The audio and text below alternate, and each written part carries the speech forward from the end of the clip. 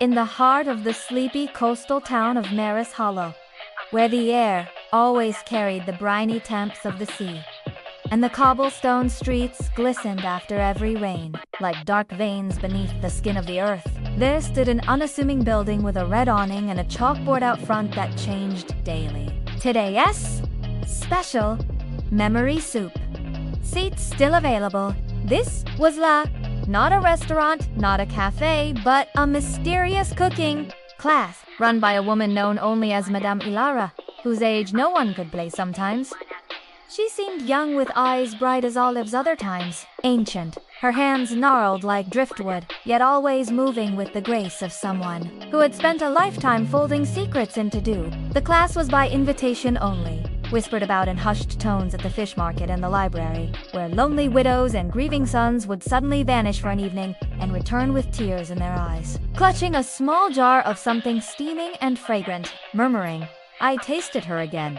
Or he laughed, just like he used to. No one knew how Madame Elara chose her students, but those who attended spoke of the room as something out of Mémoire. Long wooden table lit by candlelight that never flickered, walls lined with jars of preserved herbs labeled in handwriting that shifted when you looked away, and a massive copper stove that seemed to breathe its flames, burning in colors no fire should make. Violet, silver, deep ocean green. The real magic, however, wasn't in the ingredients, it was in the questions. On the first night, Madame Elara would sit at the head of the table, her voice soft as rising dough, and ask each student, what do you miss the most? Not what they wanted to cook, not what they remembered, but what they missed. And from that answer, she would guide them to create a dish that didn't just feed the body, but resurrected the soul.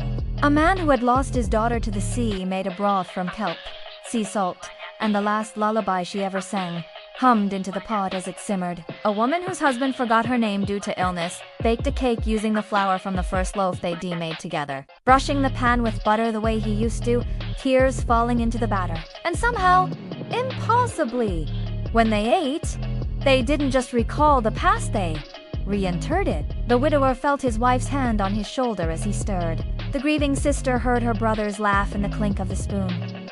It was more than comfort. It was communion. And then came Julian Vale, a quiet man in a worn coat who arrived one autumn evening with a letter written on parchment that smelled of lavender and old books. The ink still damp, though. The postmark read delivered. Never! He had never cooked in his life. He didn't know from a simmer, but he had lost something or someone he couldn't name. His memories were like smoke, slipping through his fingers. He remembered a child's laughter, a kitchen full of cinnamon, a woman with hair like burnt honey calling his name, but no face, no name, no truth. Madame Elara accepted him without question. "You are not here to cook," she said, her eyes dark and knowing. "You are here to remember." The first lesson was simple. Make a sauce from nothing but water, salt, and silence. The foundation of all flavor, she said, is absence. Julian stirred the pot for hours, saying nothing, feeling nothing until, suddenly, the liquid turned gold, and the scent of apples and wood smoke filled the room. He gasped. That's my mother's kitchen! The second lesson. A pie crust using flour measured not by cups, but by heartbeats. Grief alters weight, Madame Elara warned. Too few, and it won't rise. Too many, and it will burn. As Julian needed, he began to weep not from sadness, but from recognition. He saw flashes. A little girl with his eyes, a ring slipping from a finger, a car skidding on black ice. The third lesson was the final one. A dish called souvenir, made from 7 ingredients, each representing a lost moment. But the last ingredient had no name. You must find it yourself, Madame Elara said. It is the thing you buried deepest. Julian searched his home, his past, his dreams. He found old photographs with faces scratched out, a child's drawing of a family with one figure left blank, a locket with a single hair inside brown, not his. And then, in the attic, beneath a floorboard, a newspaper clipping? Tragedy on Route 17. Man survives crash, loses wife and daughter. Suffers total retrograde amnesia. The date was 15 years ago. The man's name, Julian Vale.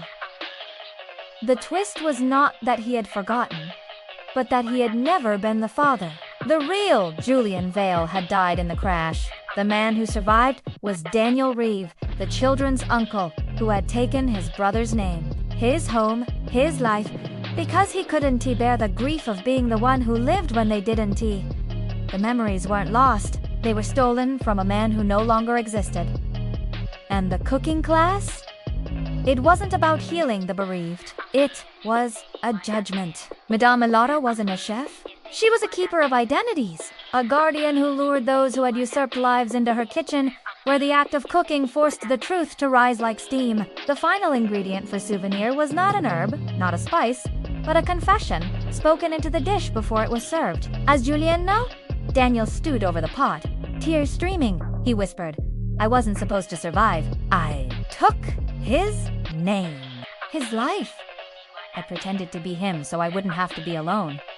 The moment the words left his lips, the stove flared white. The room vanished. And he stood in the rain, outside a cemetery, staring at two graves.